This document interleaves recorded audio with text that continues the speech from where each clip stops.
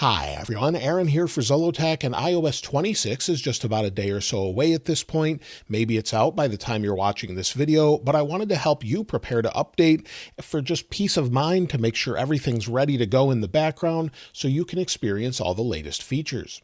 Now, the first thing is the supported devices. This time around, Apple has dropped support for the iPhone XR, XS, and XS Max.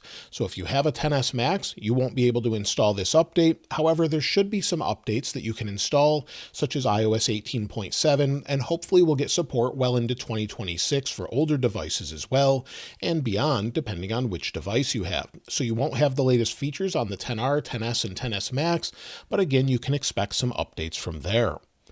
Now, if you're on the iOS 26 betas and you want to maybe update to the iOS 26 public version, I'll talk about that a little bit later in the video. Now, along with this, Apple is going to update a lot of different things this time around. They're releasing iOS 26, iPadOS 26, watchOS 26, tvOS 26, HomePodOS 26, macOS 26, visionOS 26, and as I mentioned before, iOS 18.7, and some updates with security updates and more for older devices as well. Now, the first thing I suggest that you do if you're going to install this update is probably plug it into a device to back it up, or you can use an iCloud backup. So I typically recommend that you have a backup so you can do it manually, plug it into your device, and then go ahead and back it up to either a Windows computer using iTunes or a Mac using Finder. You can do that manually. However, the easier way, and especially if you ordered maybe an iPhone 17, 17 Air or iPhone Air, iPhone 17 Pro or 17 Pro Max, Apple typically gives you extra iCloud storage so that you can back everything up and prepare to install it on that device as well. So you may already see that appear in your settings where it'll say get ready for your next device, and then you can create a backup here. So if you're backing it up to iTunes, you'll already just click the button and do that, or Finder on the Mac. But on the iPhone, what you'll want to do is go into your account at the top. Now scroll down until you get to iCloud. Once you're in iCloud, this is a little bit better than last year, seeing all of the different data we have, but you can see that we have iCloud Backup. I backed it up 1 second ago, but if we want to back it up again, just tap on Backup, and you can back up over Wi-Fi or cellular. So depending on what kind of connection you have, you can just back it up here. Cellular, of course, may have limits, so you may want to make sure you have enough data available, but either way, you can back it up here. After you've done that, everything that's backed up can be found here. So you'll see it now says saved to iCloud. If we go into this, and if you have these enabled, every single one of these is going to be backed up from messages in iCloud, all of your notes, health application or health data, fitness data. Down here, you can see other apps installed with shortcuts and books and everything else, as well as third-party apps, including WhatsApp. So many people are concerned about their messages. Make sure that's enabled, and it should back that up as well. So anything from Instagram. Now, you may need to log back into these if there was an issue, but typically this will back up all of your data so that it's safe. So this just lets you know exactly what's backing up, and so that you're good to go. So once you have that backed up, now if you experienced maybe a lot of different issues when you were using iOS 18, you can always try and reset your settings. And I don't mean wipe the phone and start over. You can actually reset a few different settings. Now, I wouldn't recommend this unless you're having issues, but if we go back to the main page of settings, back within the main page of settings, if we go to General and then scroll to the bottom, we can go to Transfer or Reset iPhone. Now, reset is just for settings. We don't want to erase content in settings. We want to make sure that that information stays on the phone. But if we go to reset, you have the option if you're having issues to reset network settings, keyboard dictionary, handwriting style, home screen layout, or location and privacy. Sometimes resetting things such as network settings can resolve issues people are having with connecting to Wi-Fi and networks. However, again, I would only recommend this if you're having issues and you will need to re-enter some information. So if we go to reset all settings, we can put in our passcode. Once we've put in our passcode, you'll have multiple warnings, so you don't do this by mistake, but it says this will reset all settings and your Apple Pay cards, keys, and passes will be removed. No data or media will be deleted.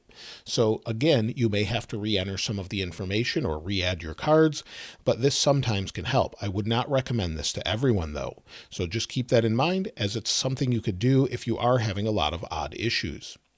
Now, another thing you want to make sure about is how much storage you have. You want to make sure you have enough in order to install the update, and you can find that storage by going into Settings, then General, and then iPhone Storage. Here you'll see your total storage. In this case, it's 1 terabyte, and I'm using 80 gigabytes, but typically plan on about 20 gigabytes or so in order to install the update over the air.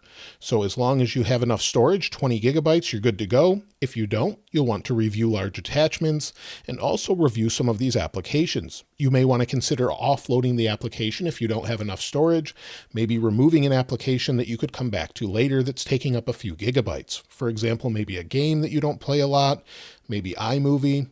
Uninstall it, reinstall it if you need it again, and just go through everything just to make sure you have enough data. But typically it will overwrite iOS, so it won't take up additional storage. It will just take up that much storage to install the update and then remove the file after the fact. So if we go into iOS, you'll see Apple Intelligence, since it's enabled on this phone, is taking up some storage along with iOS for a total of 18.66 gigabytes. So just keep in mind it overwrites that. It doesn't stack on top of that once it's installed. So that should help free up some storage. Just make sure you review that if you need to.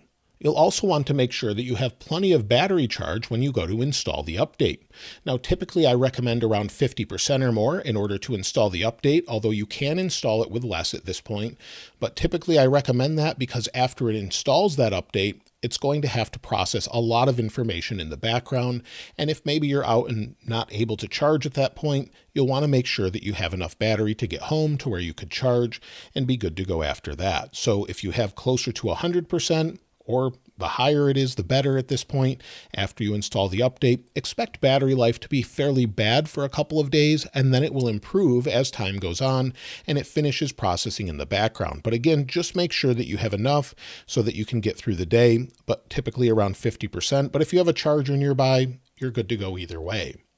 Now, as far as how to update, typically I recommend updating over the air for most people, and some people really like to update using iTunes on Windows or using Finder on the Mac, but I typically just go into my settings, go to General, and then Software Update. Check for the update here, and then you can actually update directly from your software update. It will install, and then reboot the phone and install it that way. Some people prefer, again, to do this manually on a Mac or Windows computer.